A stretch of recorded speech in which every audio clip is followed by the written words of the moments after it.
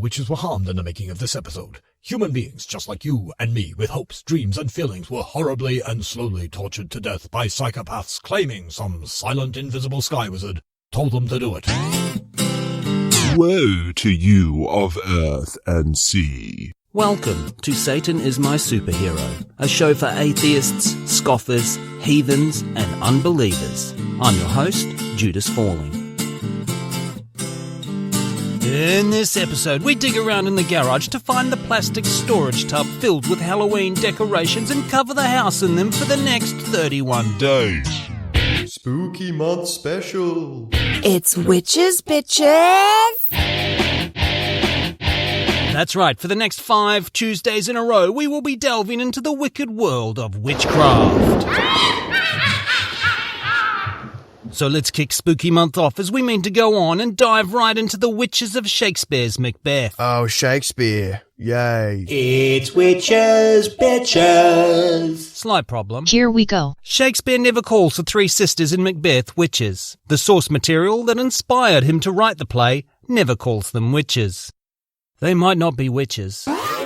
So if Shakespeare didn't call them witches, what did he call them? And where does that leave us? And where are the witches? I was promised witches, bitches. Time for a biography. It's biography time. It's biography time. Shakespeare was an English playwright working the London theatre scene from 1585 until 1613. He became very rich and famous in his own time.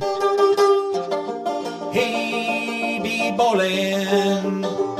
Of the many plays he wrote, Macbeth is one of the most famous. The Tragedie of Macbeth was first performed in 1606. While the play is based on real historical people, Duncan, Macbeth and Malcolm really were kings of the Scots, the play does not necessarily follow the actual events. Much like this podcast. Shakespeare uses the plot of Macbeth to create a cautionary tale for any would-be usurper looking to dethrone any rightful monarch. Oh, and coincidentally, Shakespeare's employer/patron at the time was the rightful monarch of England. So, yeah. No, Your Highness, I feel a trigger warning is in order before you see the play. It's about Macbeth murdering the King of the Scots. But I'm the King of the Scots. Yes, but don't worry. It all works out in the end. Macbeth gets his head cut off for trying to usurp the throne. Oh, like exactly what happened to my mother. Can I start this trigger warning again? TTs, give us the plot of Macbeth in 60 seconds. 3 witches appear to Macbeth and his friend Banquo.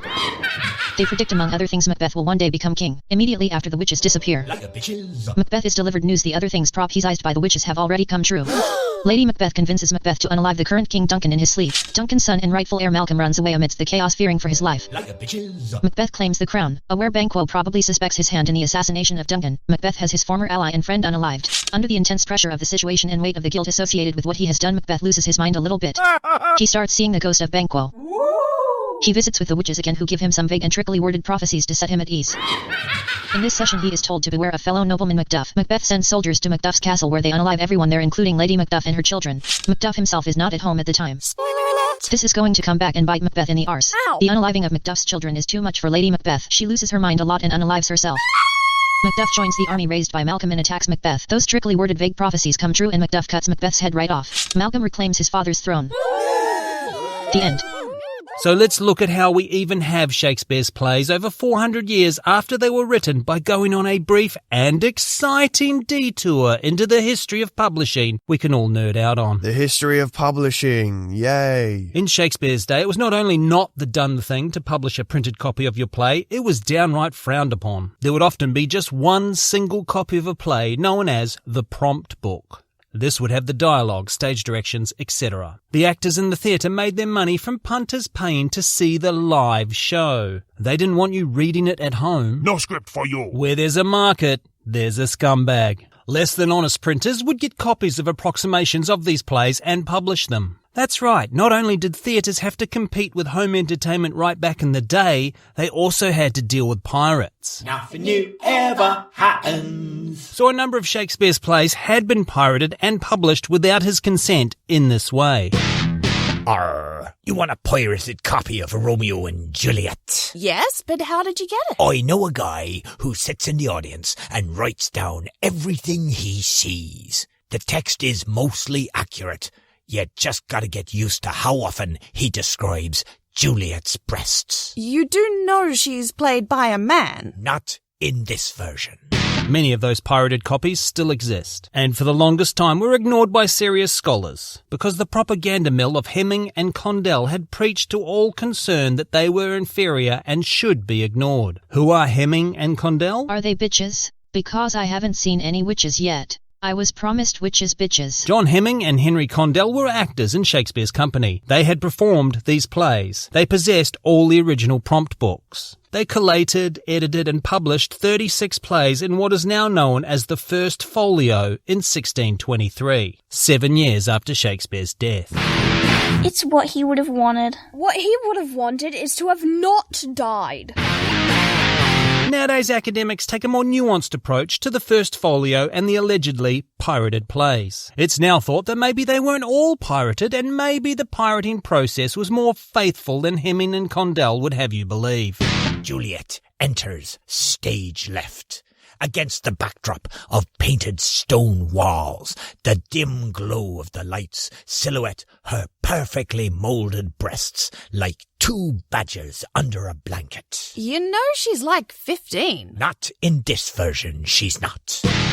Also, due to the way a live performance works over the course of a play's run, who's to say what the definitive version of any given play is? One might assume the play performed on the final night was probably the version Shakespeare would be most happy with. But would that be identical to what is written in the prompt book? Unlikely. I think we can assume Hemming and Condell took that into consideration, and having been there had a better idea than anyone as to what Shakespeare's final version of the play should be. What is and isn't canon in the Shakespeare cinematic universe is legitimately debatable. What have we got here? Patient non-responsive, BP 90/60. We've administered oxygen at 4 litres per minute via nasal cannula and 10 milligrams of intravenous morphine. What happened? He questioned the authority of the First Folio at a Renaissance fair. This is where the idea that Shakespeare didn't write his plays comes from. It's a conflation of this very real controversy into a fully fledged conspiracy theory. Shakespeare didn't write them plays. I'm an expert. Anyway, all of this has been a way of explaining the First Folio, so when it comes up later, I won't have to spend 5 minutes explaining what it is. You just spent 5 minutes explaining what the First Folio is.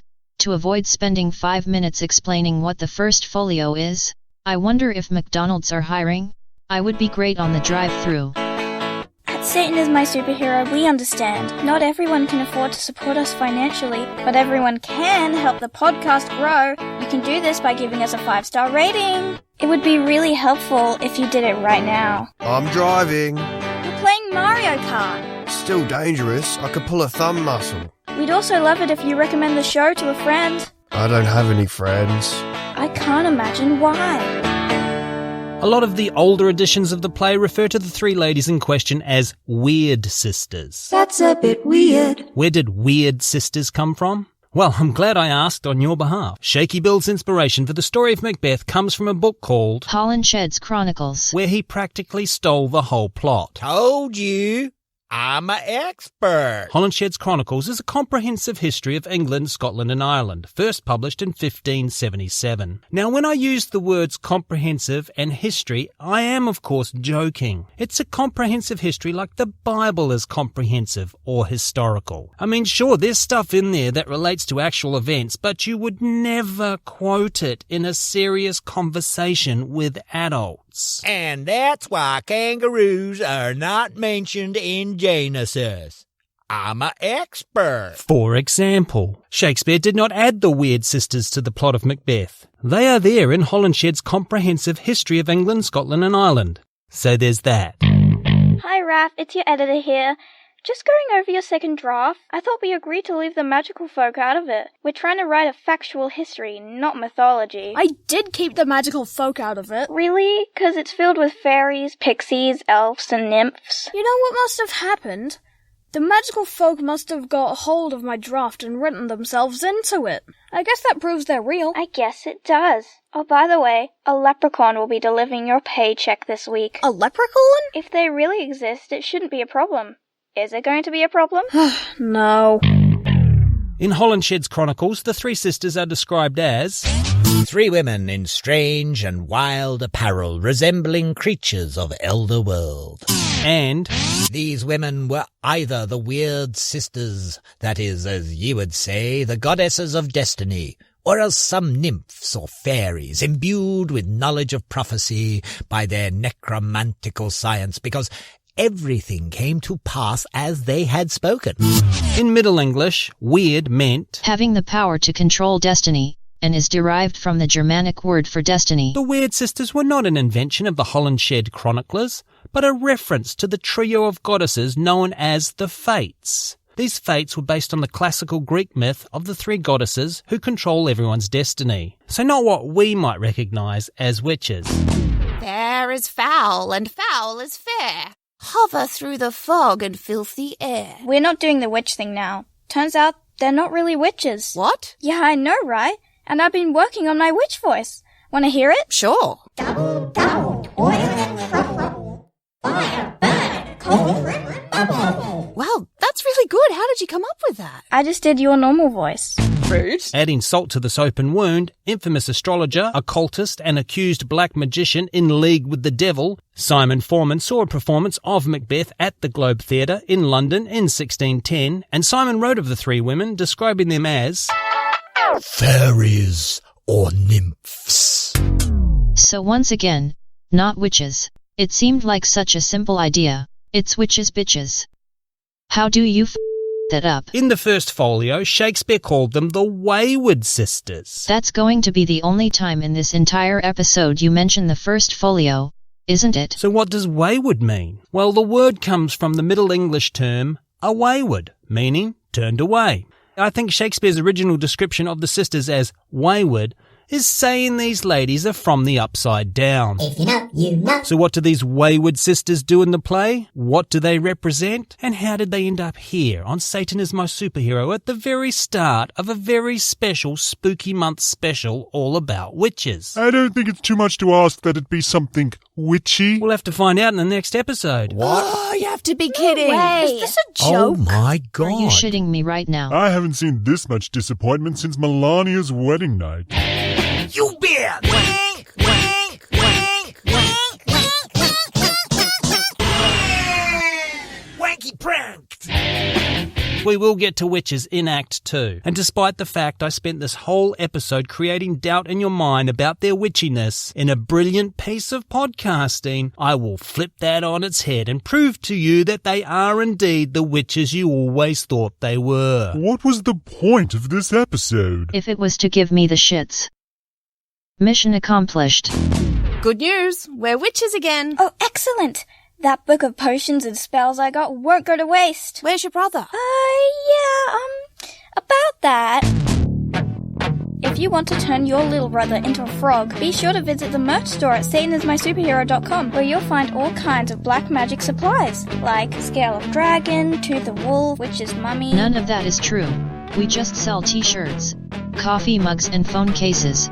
All the usual merch. What about Adder's Fork and Blind One's Sting? Nope. Lizard's Leg and Howlet's Wing? Do you even know what a howlet is? I assume it's an owl? Lucky guess.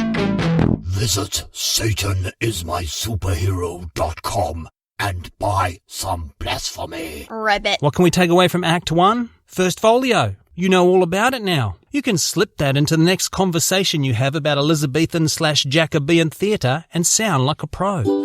Are you sourcing that from the first folio? No, my family trust actually owns an original 1598 quarto. Are you familiar with the quarto? My family drives a 2015 Toyota Corolla. So, no. I feel kind of obligated to finish this thing with some words from the bard himself. Here the character Banquo has a comment about the prophecies delivered by the witches. The instruments of darkness tell us truths. And that's why Satan is my superhero. If you've enjoyed this episode, rate, review, subscribe, you know the deal. But please do go check out the website, satanismysuperhero.com, where you will find links to the merch store, our Patreon page, and all our social medias. What does Shakespeare talk like? Probably a massive idiot. 3 women in wild... 3 women. Try again. What about the thunder? I can't do thunder. No, you're not doing the thunder. Okay. Okay. No. It's like a farm animal. Okay. Do you want fries with that?